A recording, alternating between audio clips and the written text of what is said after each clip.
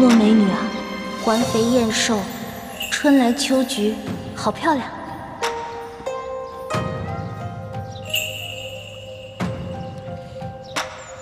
皇上，妾身祝您万寿无疆，福寿安康。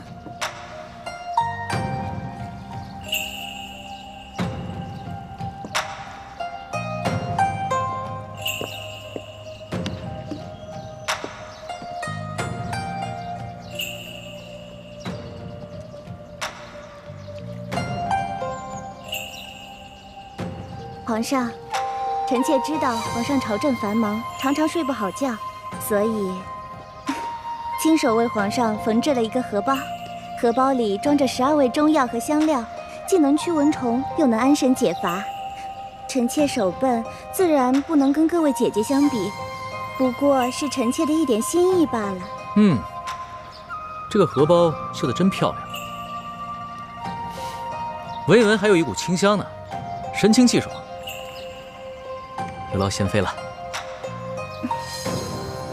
这贤妃的手啊，真巧啊，比起这御用绣娘的手啊还要巧。着实，在哀家看来，这后宫里头啊，没有一个能比得上她呢。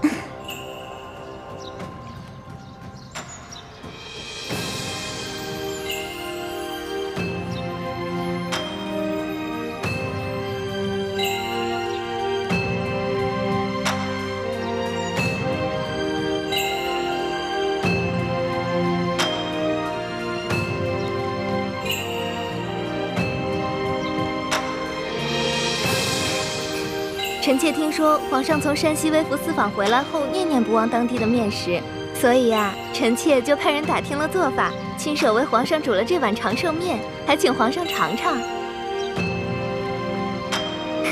这长寿面啊，不能断。这一根长面条啊，是臣妾亲手和面，再亲手做成的。这上面的绿色用的是青菜汁，寓意我大清啊能够清清明明、长长久久。惠妃有心了，朕可得好好尝尝。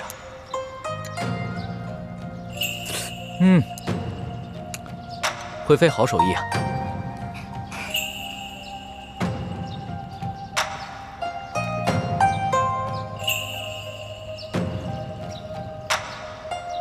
皇上，臣妾恭祝皇上年年有今日，岁岁有今朝。恭祝皇上皇后龙凤呈祥，早生贵子，让太皇太后早日抱上嫡曾孙子。好，丽妃说的真好。皇祖母，皇后，一起为这祝福喝一杯吧。喝一杯。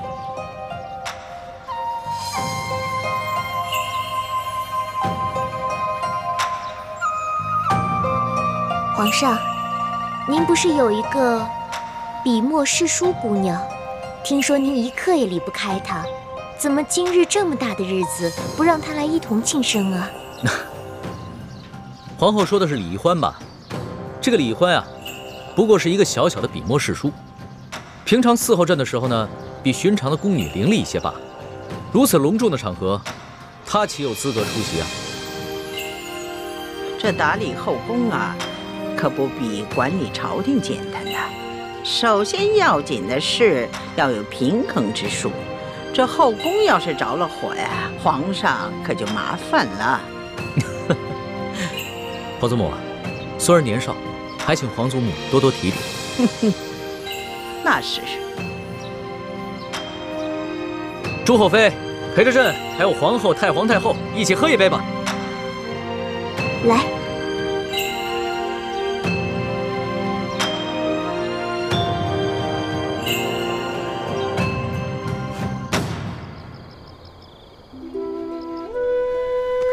梨花，你能不能有点出息啊？你自己不都想清楚了吗？再也不会上那个骗子皇上的当了，你彻底死心了。那你还吃醋什么呀？你要记住，这个世界上只有你的猪哥哥是对你最好的。千里之外执行那么危险的任务，都不忘记你的生日，还提前给你准备生日礼物。你再看看那个骗子皇上，后宫佳丽，百草千花，莺莺燕燕，谁还记得你啊？别傻了。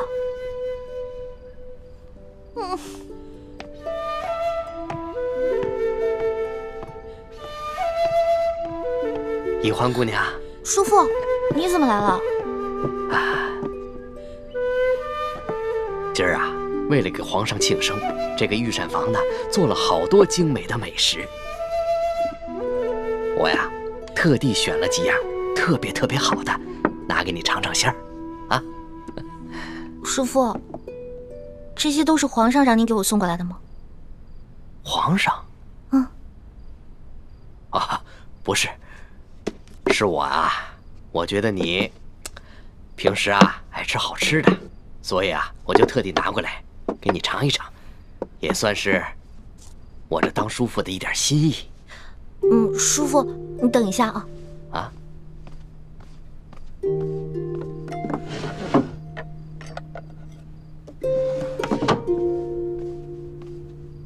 叔父，谢谢你还想着我，我也没什么贵重的东西送给你，把这个金簪子送给你吧。易欢，你这是干什么呀？快坐啊！哦。哎，叔父是个太监，这金银珠宝呢是叔父最大的爱好。可是不管叔父怎么贪心，那也不能开自家亲人的油吧？这金簪子你还是留着自己用吧。啊，叔父，你的大补丸解药是不是快吃完了？我这还有点，都给你吧。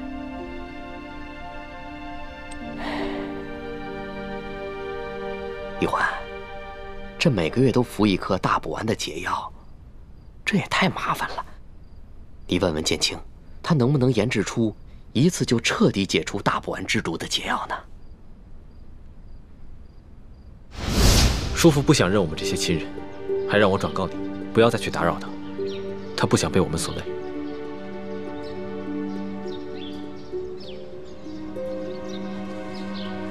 真没想到，他居然会变成现在这个样子。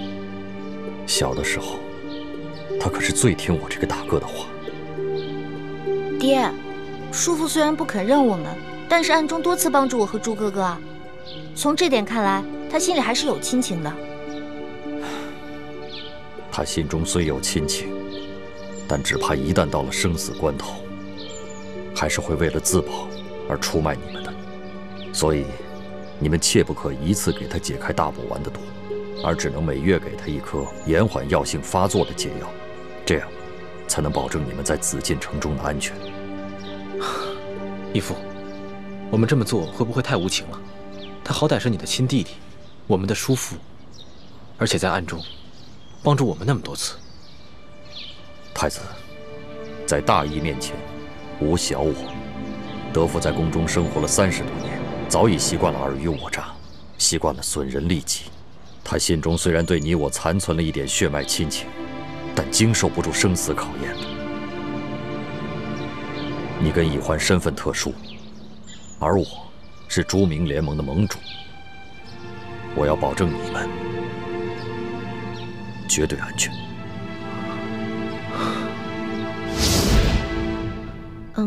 叔父啊，这个彻底解除大补丸的解药，我哥哥正在研制当中呢。如果研制出来了，到时候一定给叔父一份。好吧，但愿你们没有骗我。哎，好了，不说了，你快点吃吧，我就回去了。叔父慢走。哎。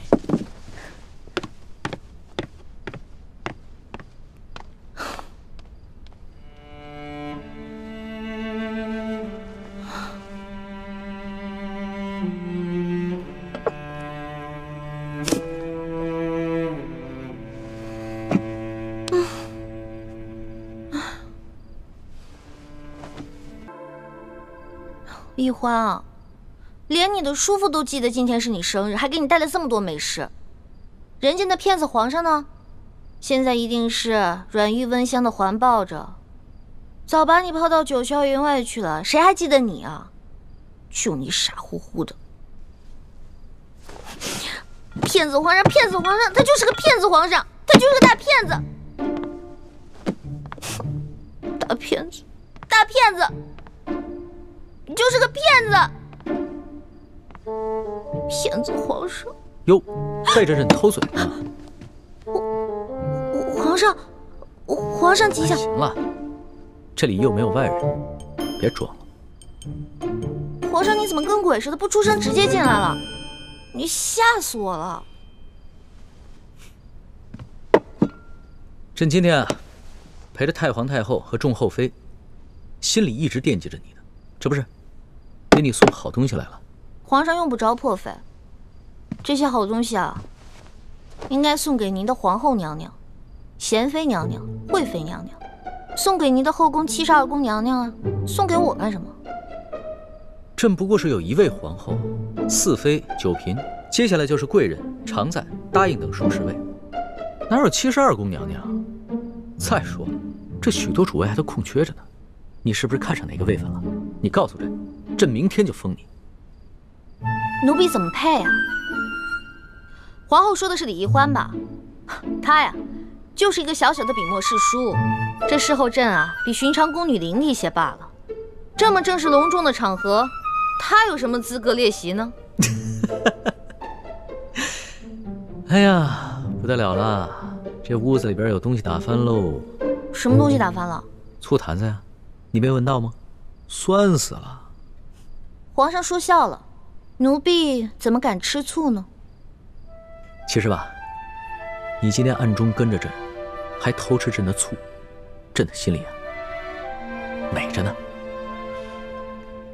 这么看来，你是不生朕的气了。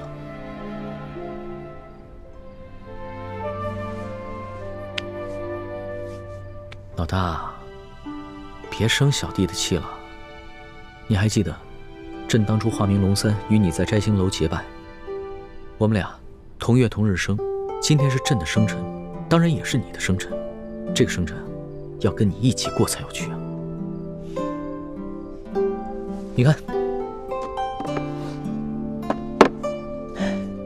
朕记得你曾经说过，你在家乡的时候，每次过生辰，你爹爹和哥哥都给你做这个荷花灯，让你放了祈福，对吧？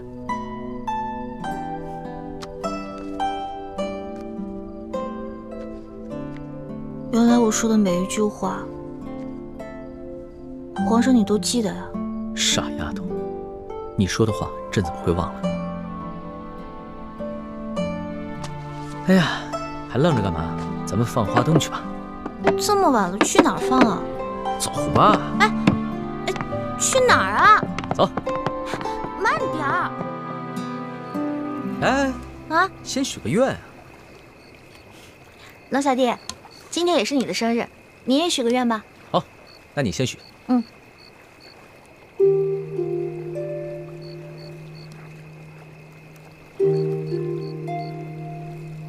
许的什么？我不告诉你，该你了。朕的愿望可不怕告诉你，这愿和你年年有今日，岁岁有今朝。放吧。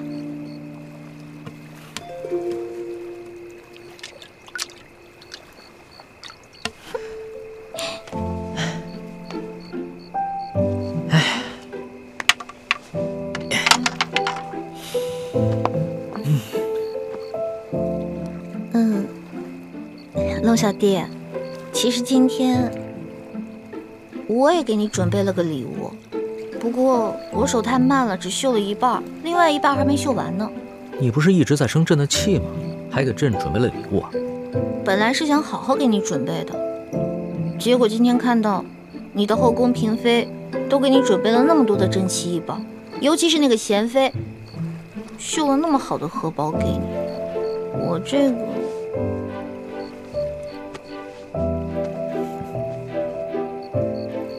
哇，这真的好丑啊！这针脚又粗又细不说，你就看你这绣的是什么呀？野鸭子不像野鸭子，小飞蛾不像小飞蛾的。你嫌丑，你不要不就行了？谁说我不要啊？这虽然是我收到的最丑的荷包，但也是市场最珍贵的一个孤品。老大，这是你第一次做女工吧？还说呢，人家的手指都快扎成筛子了。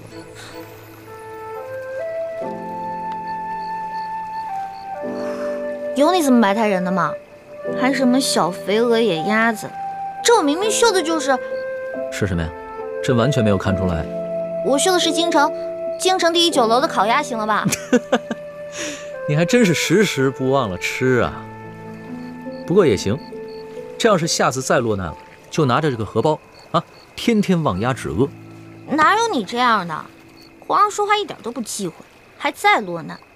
这微服私访已经够危险的了，不可能再有第2次了。那不行，朕以后啊得经常微服私访，体察民情，要不然怎么对得起你给朕绣的这个烤鸭荷包啊？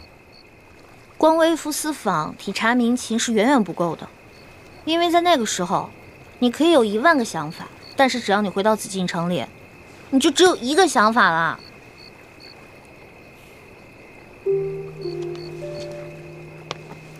老大，朕知道这次的事情让你一定对朕很失望，但是朕也是迫不得已。朕若是把那些贪官污吏全都给杀了，朕这个皇帝不但地位不保，恐怕连小命都没了。那不是一个明君作为，而是一个匹夫在逞一时血勇。朝政之事啊，不能急，得从长计议。你要相信朕，给朕3年，3年之内，朕一定把那些榜上有名的贪官污吏全都收拾干净。你说的是真的？3年之后，要是没有做到的话，你再怎么生朕的气，朕都无话可说。终于笑了。好了，把这个荷包拿回去，等到你绣好了，一定要给朕，朕会好好收藏着。嗯。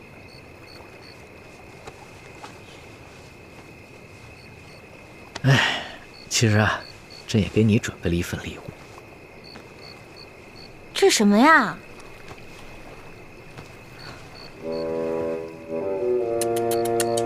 哎呦，丑死了！这眼睛，目露凶光，嘴唇这么薄，一看就是个薄情寡人。哟，难看死了！你还真是一点亏都不肯吃啊！朕刚刚埋汰你几句，立马就还回来了。我这怎么是埋汰你啊？是，虽然龙小弟你贵为天子，但是你也不见得是全天下最英俊的男子吧？而且你生气的时候，特别像门神，很可怕。还从来没有人敢这么说过朕。今天是你生辰，朕就饶了你。这针小象可是朕亲手给你画的。哦，以前后宫嫔妃还有皇后都想要朕的自画像，朕一个都没给。喜欢吗？嗯。老大，朕今天在后宫嫔妃面前对你表现的并不在意，其实是为了保护你。这些后宫的女人们，平常看起来姐妹相称、谦恭有礼，其实都是明争暗斗，各有所图。朕喜欢你，就是因为你心思单纯，和他们都不一样。朕不想因为朕的偏爱跟你树敌招祸。当年，朕的皇祖父和父皇都是天生的情种，他们个个要美人，不要江山，陷大清于危难而不顾，所以皇祖母对此一直耿耿于怀。他最忌讳皇帝专宠，朕要顾及皇祖母的想法，就不能在众人面前表现出对你的偏爱，这也是对你的一种保护，你明白吗？嗯。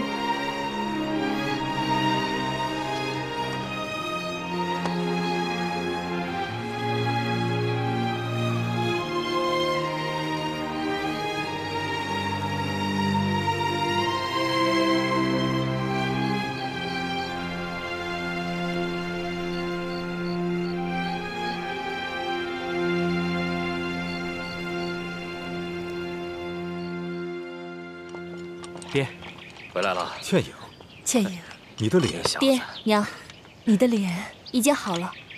吴应琪在平西王府找齐了药材，配出了冰肌雪肤膏，治好了女儿的脸。又是吴应琪，他为什么对你这么好？难道你跟他？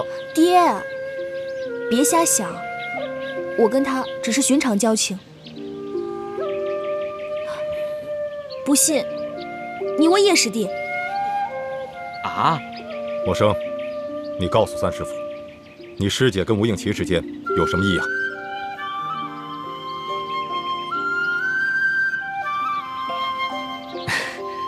三师傅，你放心吧，师姐是行事有分寸之人，绝不会跟吴三桂的儿子有任何逾矩之事的。好了，先进来吧。进来吧，走吧。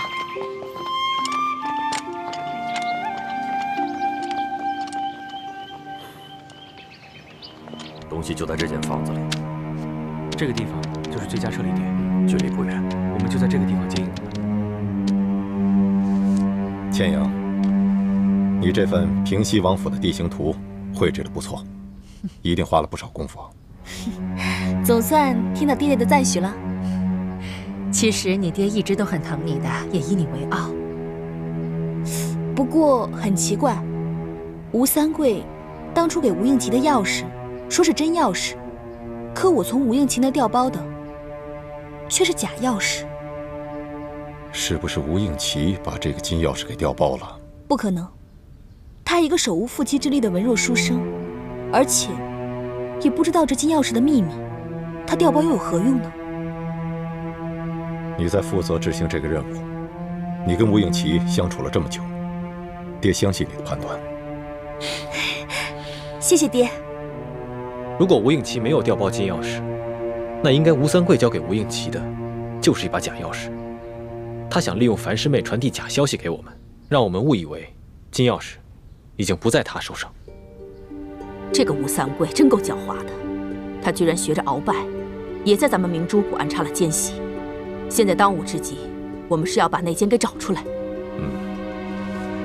莫生跟倩影在云南1个月才被发现，这就说明咱们明珠谷的内奸身份并不是很高。以后几个孩子的行动只能由咱们几个师长知道，不能让谷中的任何人知道。我和樊师姐调查了很久，真的金钥匙应该就在吴三桂书房的密室里。就是刚刚我说的这个书房？对，就是这儿。这里也是整个平西王府守卫最森严、最难接近的地方。太子，接下来该如何安排？义父，我觉得我们可以发挥各自的特长，各司其职。樊师妹和叶师弟负责查清楚平西王府的守卫情况和轮岗规律。好。吴师傅，你负责制造出能够接近书房的王府中人的面具，并教我们事先模拟好这些人说话的声音。放心，只要让我看上他们一眼，听他们说一句话，我保证能够复制出连他们自己都辨不出真假的冒牌货。好。四师傅，你负责联络云南边境守军中的内线，散布缅军就要异动的谣言，转移吴三桂的注意力。请太子放心，这些年我在云南边境的守军中安排了好几个我们的内线。好。那我们夫妇的任务呢？是啊，此事事关重大，每个人担子都不轻。三师傅，我记得你在研制一种新的毒药，能让人服下以后四肢麻痹，无法动弹，也无法说话，但是却能够保持清醒，这样就不会让人轻易察觉有什么异样。不错，这个毒药名称叫呆若木鸡散，已在我自己的身上试验过，效果就……那日啊，你三师傅神色如常地坐在屋里，我以为他在想什么事，就没有打扰他。不料2个时辰过去了，他还一动不动地坐在那里。我叫他，他也不应；推他，他也不动，可把我给吓坏了。结果又过了1个时辰啊，他渐渐恢复了原样，告诉我他在试验一种什么新的毒药，叫呆若木鸡散。你看他当时的样子，不就是呆若木鸡吗？好，樊师妹，就由你想办法，把这呆若木鸡散下到当夜值守护卫的饮食当中去。好，我扮成侧王妃的丫鬟，应该能找到机会。二师傅，你是我们当中武功最高的，你就负责解决突发情况，放倒守军当中没有中毒的高手。好，为师已经很久没有与人交手了，手正痒着呢。还有一个重要的问题，就是平西王府中的机关。虽然我跟樊师妹、叶师弟都也懂得机关阵法之术，但终究不及六师傅经验丰富。如果六师傅在的话，那咱们的胜算就又能多了一分。放心，我已经飞鸽传书给雪衣居士了，算来他也应该到了。堂姐姐真是神算子，居然算到我已经来了。这么多年了，这可是我们6位师傅初次集体行动，我岂能错过？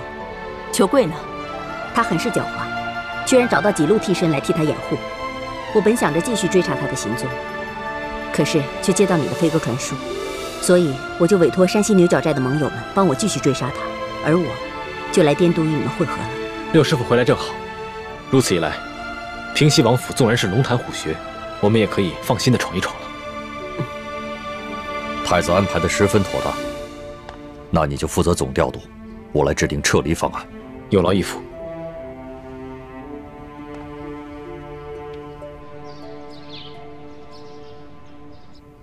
皇上，刘德昭一案牵连甚广，你打算如何处置啊？所有贪赃枉法、侵吞朝廷赈灾银两的官员，朕一个都不会放过。别的人暂且不宜动，就先拿这个刘德昭开刀吧。先杀一儆百，这样好让那些地方官看一看，看他们以后还敢尸位素餐、欺压百姓不？这个刘德昭不仅贪赃枉法、侵吞朝廷的赈灾银两，他还暗杀朝廷官员，谋害后妃，其九族共计672人，都当斩。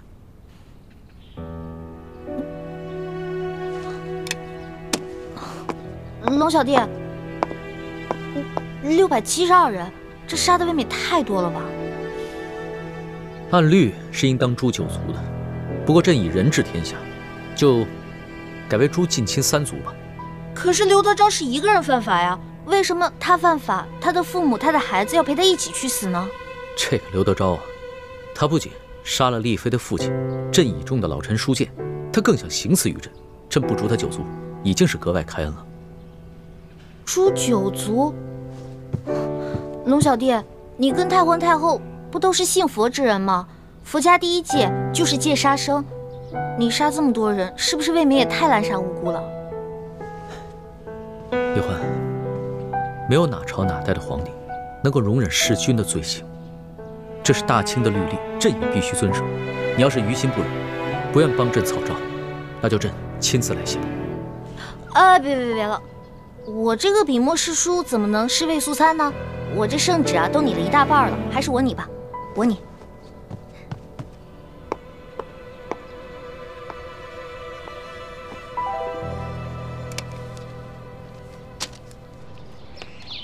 慢点。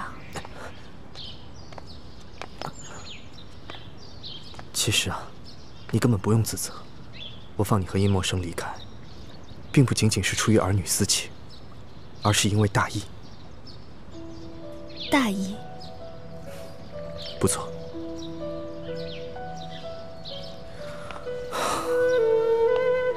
其实，我很清楚世人对于我父王的评价，我也很明白未来的史书上，我父王，甚至于我，都将被列入二臣，受万世的唾骂。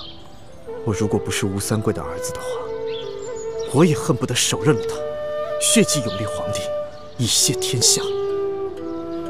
没想到，原来你心中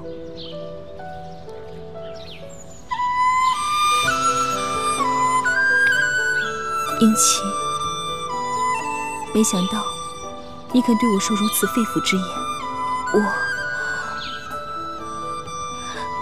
我心中既感动又惭愧。千阳，我跟你说的这些话，除了我娘，我没有跟任何人讲过。我只是想要告诉你，除了身份不同，立场也不得不同之外，对于是非道义的判断，我俩是一致的。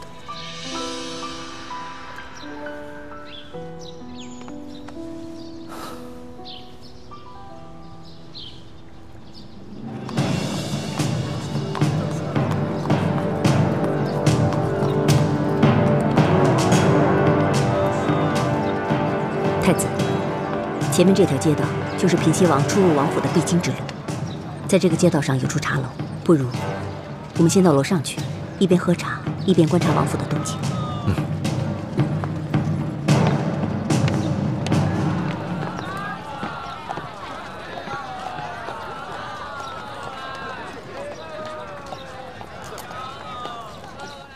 客官，慢用哈，有什小二么尽管吩咐。好，来嘞！二位来点什么？普洱茶。好嘞。楼上2位普洱茶，茶来喽。哎，你慢用。哎，小二。啊。我要的是陈年的普洱茶，你为什么给我上今年的？看这汤色就能看出来了，给我换一杯吧。好嘞，马上给你换，马上给你换哈。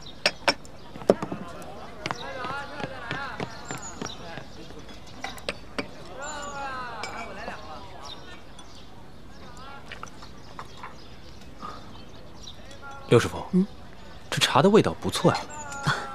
我喜欢喝味道更浓艳的。啊哟，哎，这楼下怎么这么多清兵啊？是啊，快看。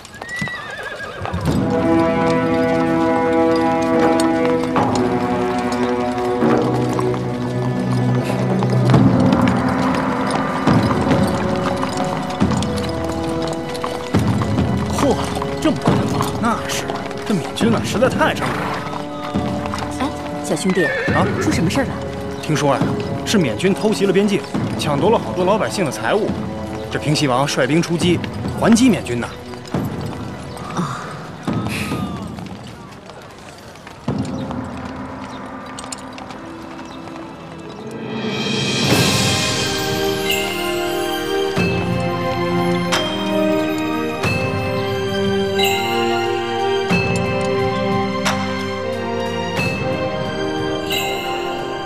左图，奴才在。山西巡抚刘德昭一案办得怎么样了？回皇上的话，刘德昭贪赃枉法，罪行累累。他不但私自侵吞朝廷的赈灾粮款，还圈地占地，危害一方，刺杀山西总兵书建，甚至行刺皇上，实乃罪大恶极，罪证确凿。刑部已经把他和同伙33人押往菜市口问斩了。那他的族人呢？刘氏一族，褫夺功名，贬为庶民，流3000里。这怎么处置的如此之轻啊？是，皇上，这刘德昭犯的可是滔天大罪，本应诛9族的呀。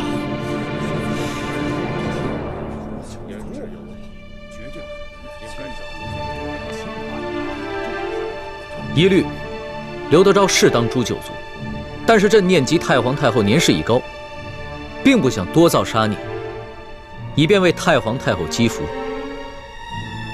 皇上以仁孝治天下，乃天下之表率。皇上圣明，皇上圣明。退朝，左图留下。这。退朝。吾皇万岁万岁万万岁！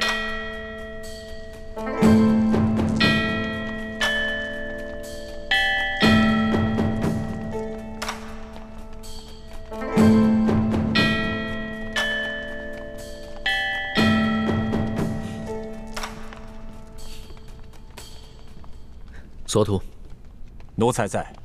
这回刑部量刑，为何如此之轻？回皇上的话。这刘德昭罪大恶极，就算是诛他9族都不为过。可是皇上旨意说，其余族人从轻，切切不可累及无辜，所以刑部以为圣意如此，所以就将其轻判，只是将他们刘氏一族褫夺功名，贬为庶民，流放3000里。朕下的旨。是啊，皇上，难道您忘了那天在御书房？您拟的旨，然后侍书姑娘亲手交到奴才手里的。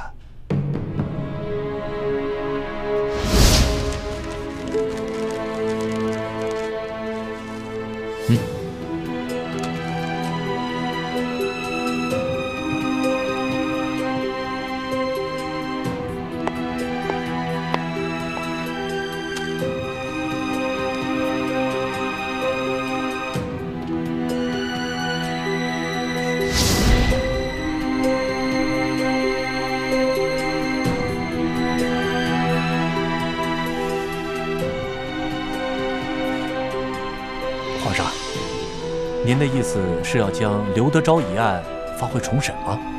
不必了，刘德昭和他的同党都已经砍头了，这事儿就这么盖棺定论了。你先跪安吧。这。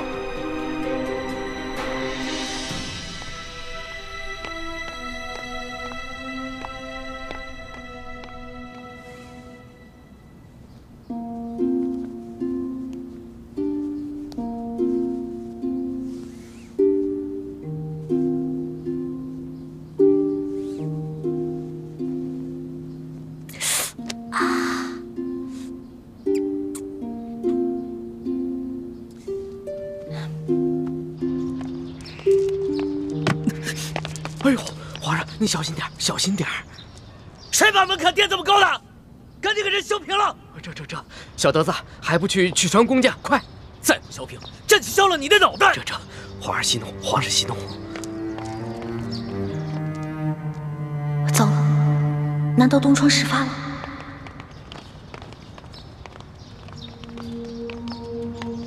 你在外面等着，别让任何人靠近。这。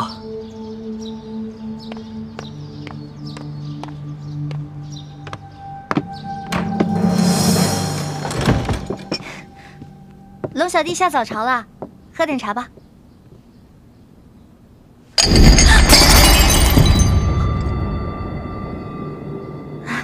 一大早发这么大火啊！天威难犯，是谁这么不懂事儿，惹龙小弟生气了？你还知道天威难犯？你这个笔墨诗书的差事做的是越发的好。是不是刘德昭的案子结了？结了。刘德昭和他同党砍头，刘氏一族褫夺功名。 贬为庶民，流放3000里，这个结果你可还满意？哎，后宫呢不得干政。虽然奴婢不在皇上的后宫之内，但是奴婢也是个女人呐，头发长，见识短，怎敢胡乱议政呢？不过皇上既然这样处理，肯定有皇上的道理啊。李欢，你别以为朕宠着你，你就可以恃宠而骄。你竟然敢矫诏给了索额图一道假圣旨！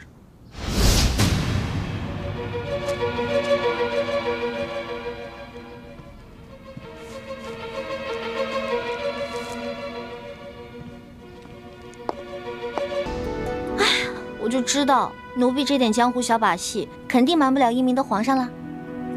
是不是索额图跟刑部的人发现那道圣旨是假的，要杀刘德昭全族啊？要是发现了，你还能在这儿？早就进天牢了。那也就是说，刘氏一族老少全都安然无恙了？李欢，你是真傻还是假聪明？你知不知道，矫诏也是欺君大罪，是要诛九族的。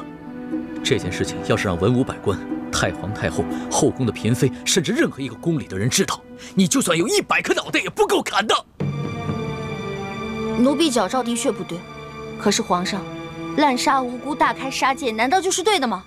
到了这个时候，你还不知悔改，反过来指责朕滥杀无辜，你是不是以为朕真的不敢诛你9族？奴婢根本没错，错的是皇上。反正奴婢的族人早已流散四方，根本找不到我。奴婢一人做事一人当，如果皇上真的气不过的话，那就砍了奴婢的脑袋吧。奴婢绝不皱一下眉头，用奴婢的1颗人头换600多颗人头，值了。好，真英雄啊！那朕今天就拿你这颗脑袋去换刘氏600多颗人头。来人，传索额图。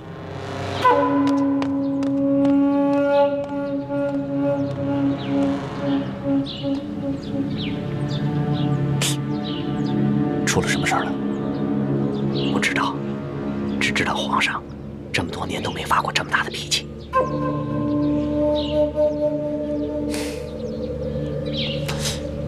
是不是因为世淑姑娘？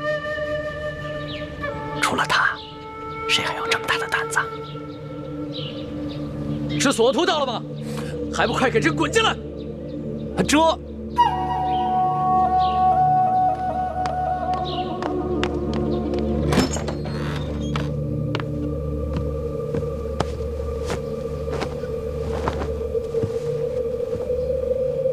皇上吉祥。索额图，把李易欢推出午门斩了。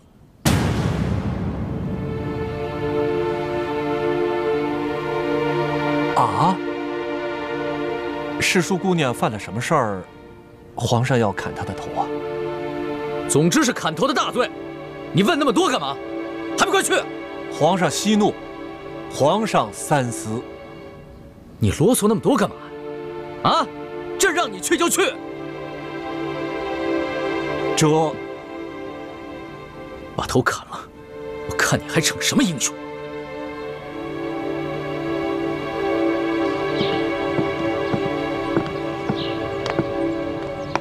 走吧，世淑姑娘。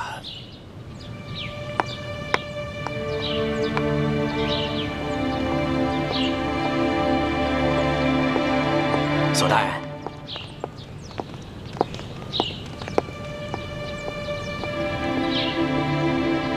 皇上真的要出战世淑姑娘？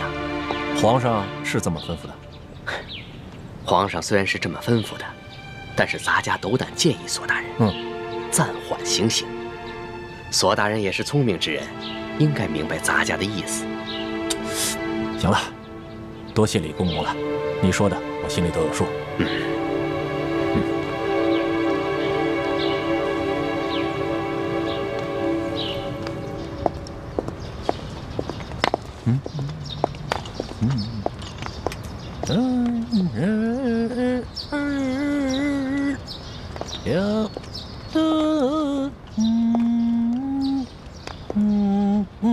索大人，索大人，你为什么不问皇上为什么大发雷霆，要砍我头啊？我是不敢问，也不想问呐。在这宫里头，事儿知道的越少，越安全。皇上不会真砍我头吧？哎，姑娘啊，这次山西之行，我心里看得很清楚。皇上心里对姑娘那是非常看重，姑娘啊，可不比其他人呐。如果今天我真的犯糊涂砍了你的头，那接下来皇上就该来砍我的脑袋了。那姑娘放心，咱们呢就这样慢慢的溜达，说不定我们还没有溜达到午门，皇上就派人下旨要来赦免你了。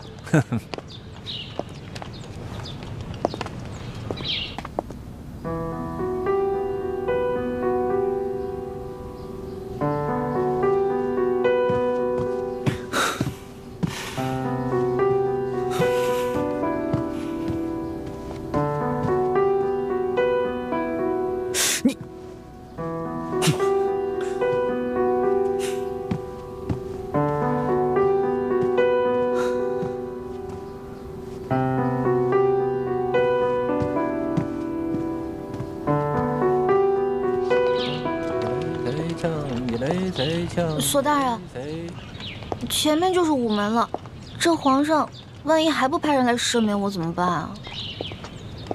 那我可就只能执行圣旨了。您的意思是，您真的要砍我头了？万一您真砍了我，皇上又后悔了呢？我说了要执行圣旨，可是执行圣旨是需要一个过程的，啊。要砍你的头，那得有刽子手吧？这刽子手从住的地方走到午门去，他需要时间吧？啊，刽子手来了以后，那得先磨刀吧？这刀磨好了，送你上路，得给你吃口上路饭吧？饭做得了，给你端上来，你是一勺一勺的吃呢，还是一粒一粒的吃呢？总之，我是不催你的。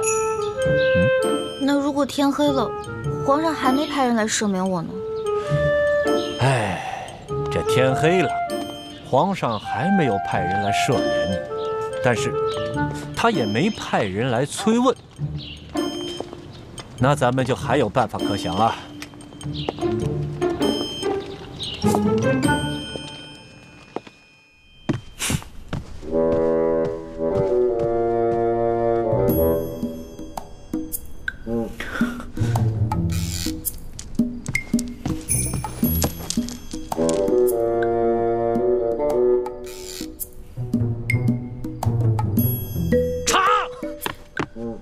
奴才这就去。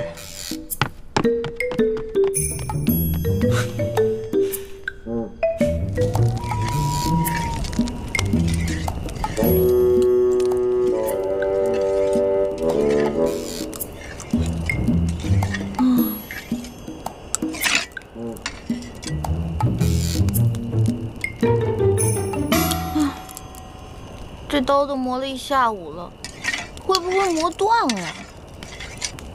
没关系啊，这把刀磨坏，咱们换一把刀，接着磨呀。来，快吃吃。嘿嘿嘿，多吃点。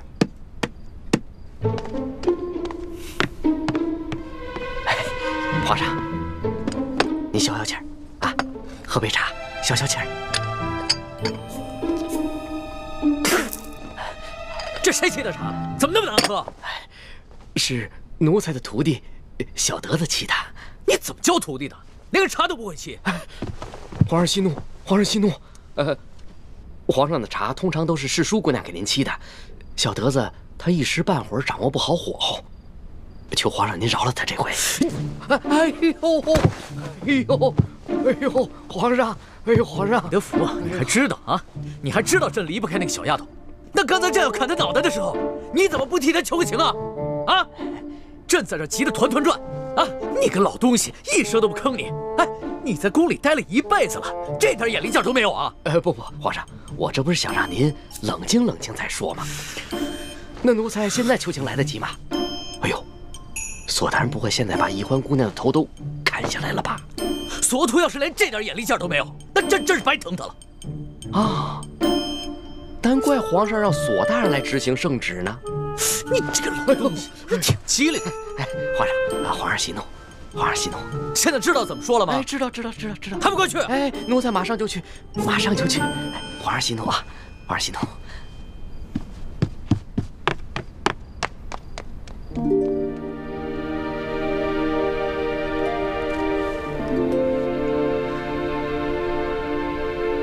长进倒是不少，这面的针脚好多了。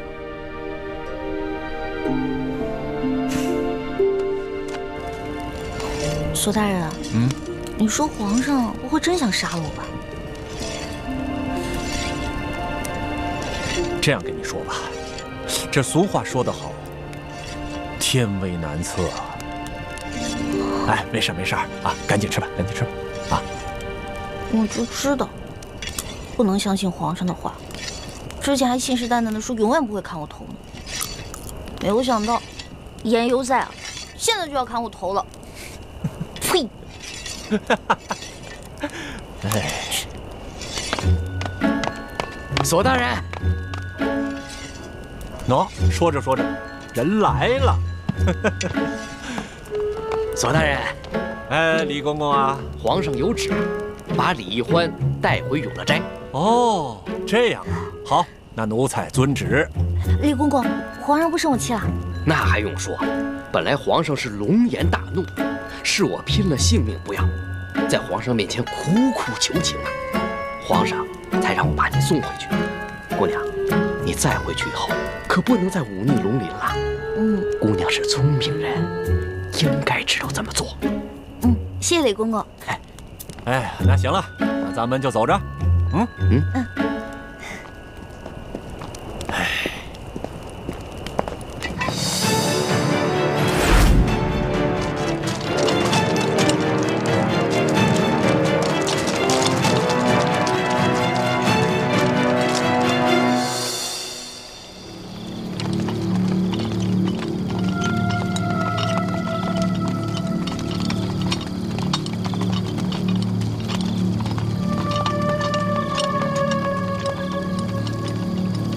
离约定的时间还有半炷香，不知道孩子们得没得手。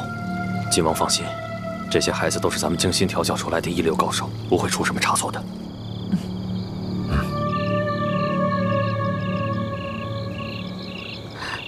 武师傅，你扮起平西王侧妃，简直惟妙惟肖。这世上除了缺胳膊少腿的残疾，就没有你武师傅扮演不了的人。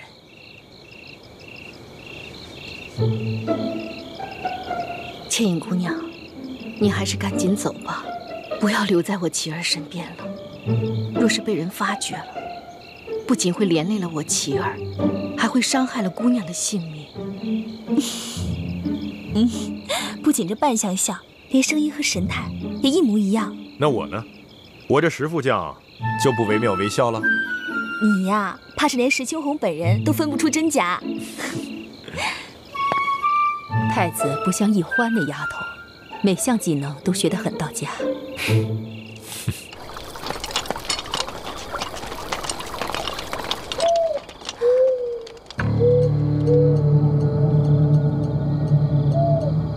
王妃，石将军，叶师弟已经得手了，咱们可以出去了。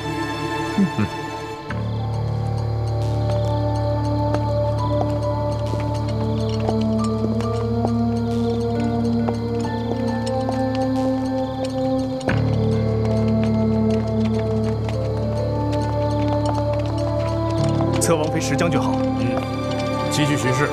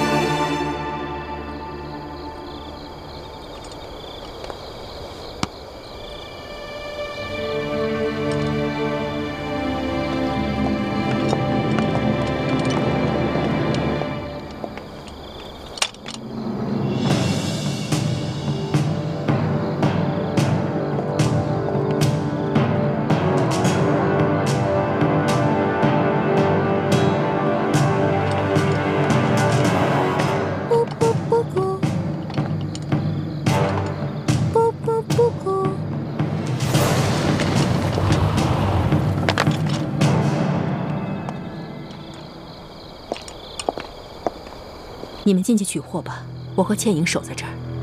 好，多加小心。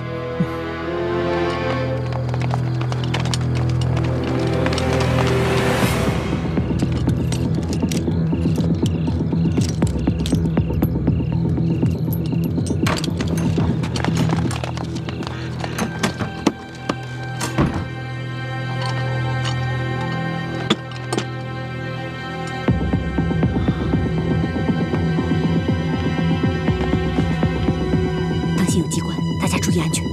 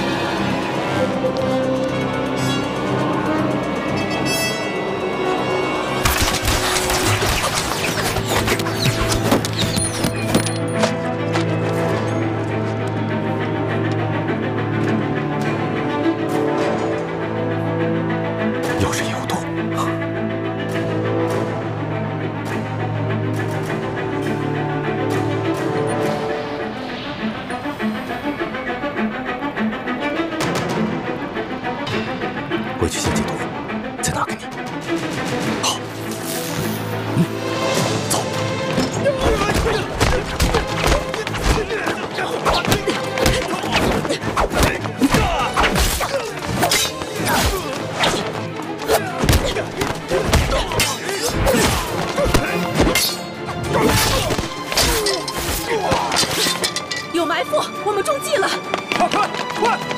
快，围起来！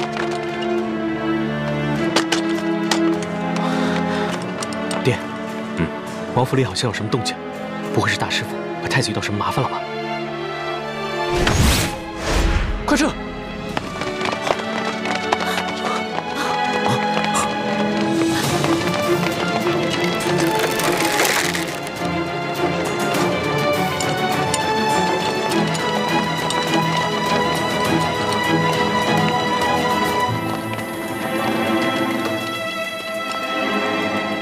现在已经没动静了，可能碰到巡夜的了，已经解决了。啊，要不我进去看看？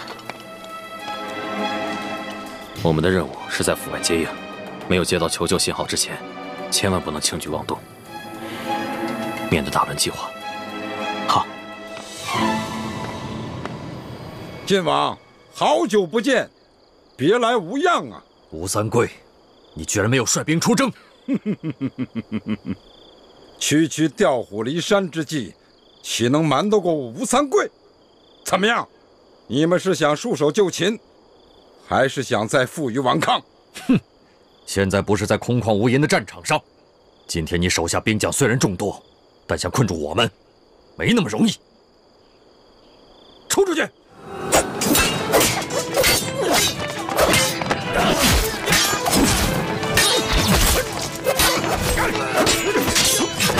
放箭！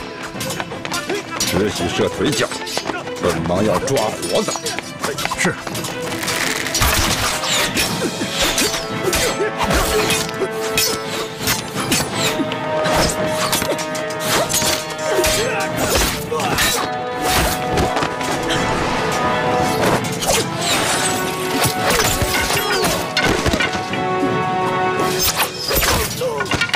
吴三桂拿进来！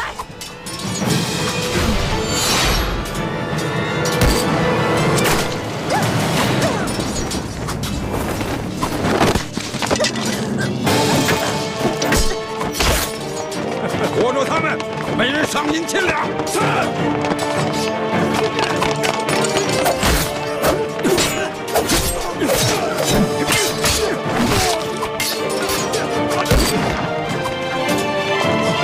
都给我住手！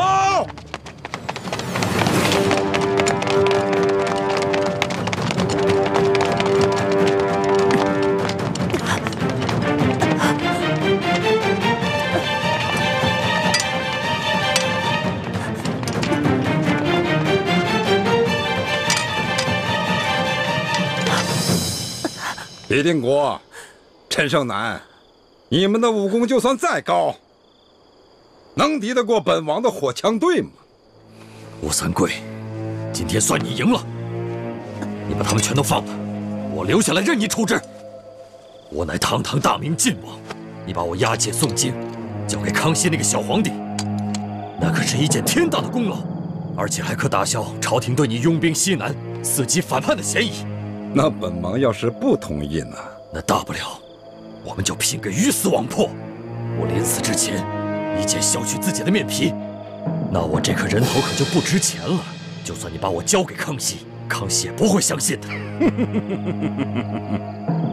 李定国，我才不会上你当呢。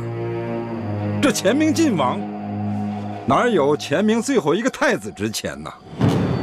你若肯把你这个假儿子留给我，我或许还会考虑是否放了你。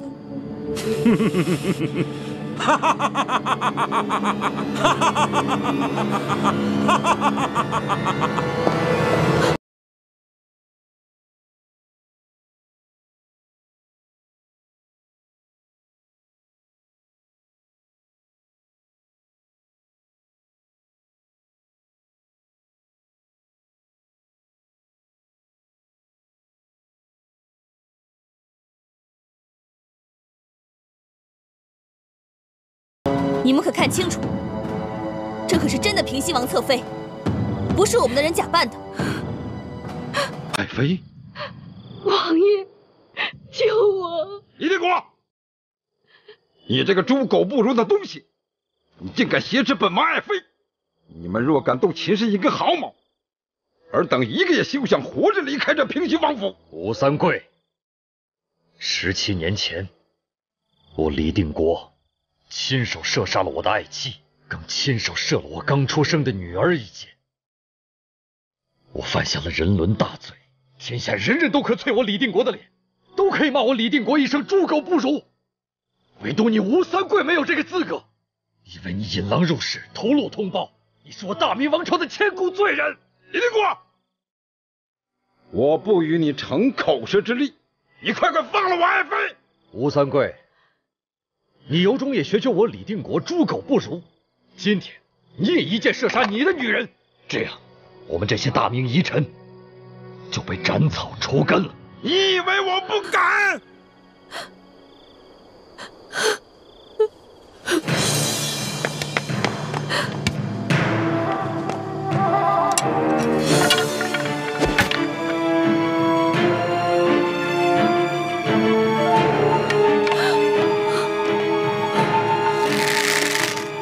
王爷，住手！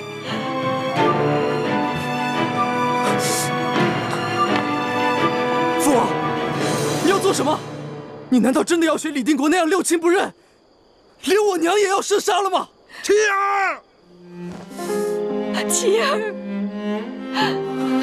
青阳，我对你一片痴心，我为了你，不惜挨了我父王50军棍，我险些送了命。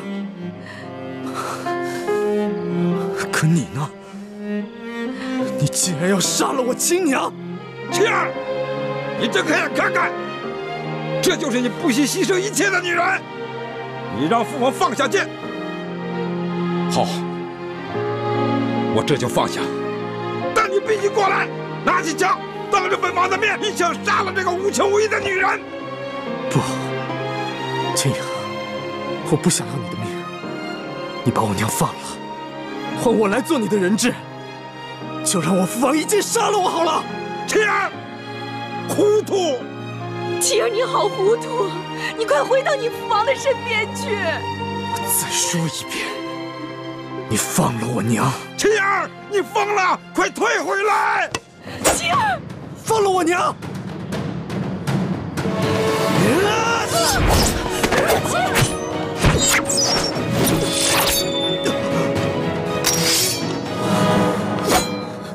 吴应琪，放了我女儿！放了我娘！爹，娘，女儿有一事相瞒。我和应琪一见钟情，虽然彼此有缘无分，但却在心中默许了终身。我不得已劫持你娘，我愿拿我的命来赔你。不，千英，你犯糊涂啊！千英，我不要你的命，我只要你放了我娘，我也把你放了，我们一命换一命。晴儿，我爹不可能放了你娘，否则我们所有人都活不了。爹娘，女儿不孝，先走一步。不，晴儿，晴儿，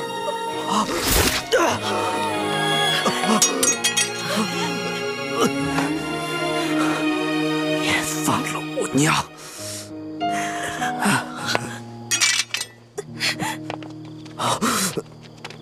吴三桂，你快放了我们，不然我就和你的儿子同归于尽！王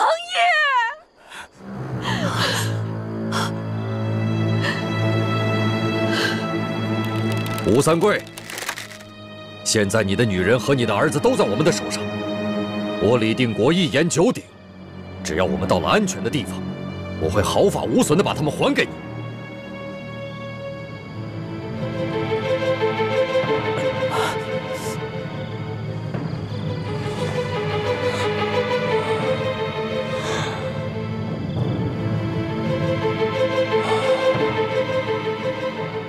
让他们走。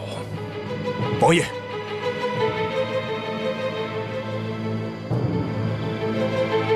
走。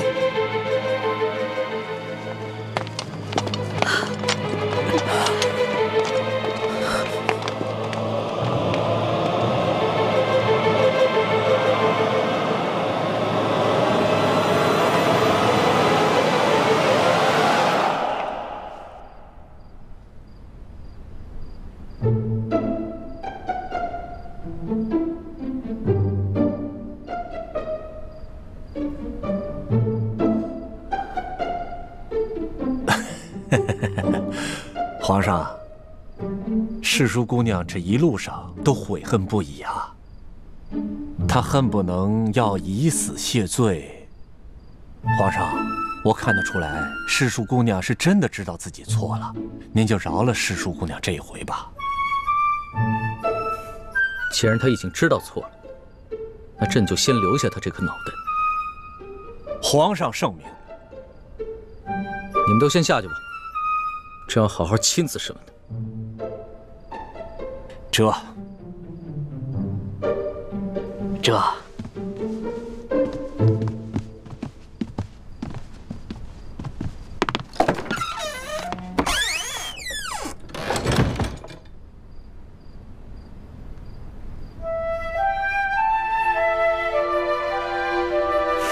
起来吧。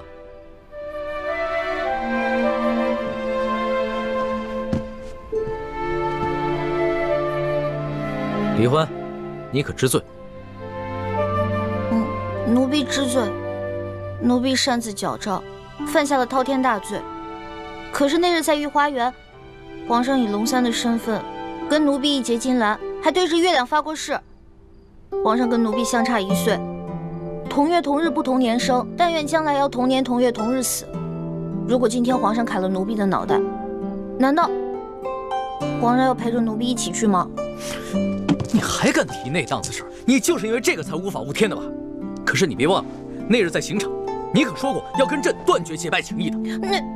那次不算，那次是以为奴婢要被砍头了，不能连累皇上跟奴婢同生共死，所以才狠心说要断绝关系。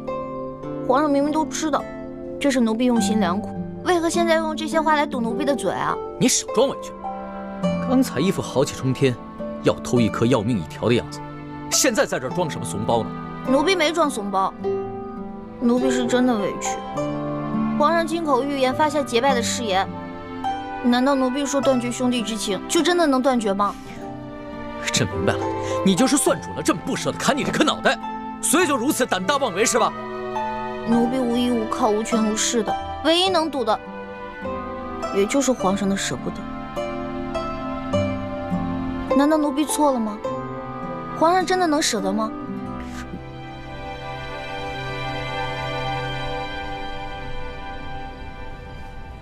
皇上，您还记得我们第一次相见时候的情景吗？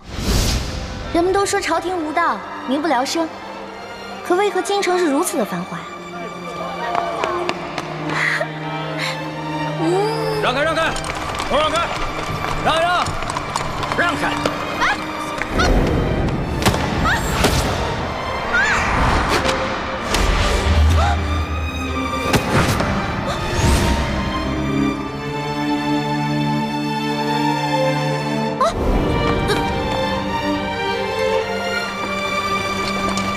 犯了什么罪啊？那车上还有婴儿呢，也要被砍头。他们可是前明的余孽，口口声声要光复大明，这都是特等的大罪，是要诛九族的。当今皇上这么残暴，诛九族，怪不得这些人要光复大明。哎，你们说那暴君是不是长得青面獠牙，极其恐怖啊？那个时候，奴婢万万没有想到。 那个老成大器的少年，就是当今的皇上。可那个时候的皇上对鳌拜动不动就诛人九族的暴行亦是十分不满。可为何如今，皇上也要动不动就诛人九族呢？你怎么能拿朕跟鳌拜比呢？鳌拜杀的那些犯人有多冤枉？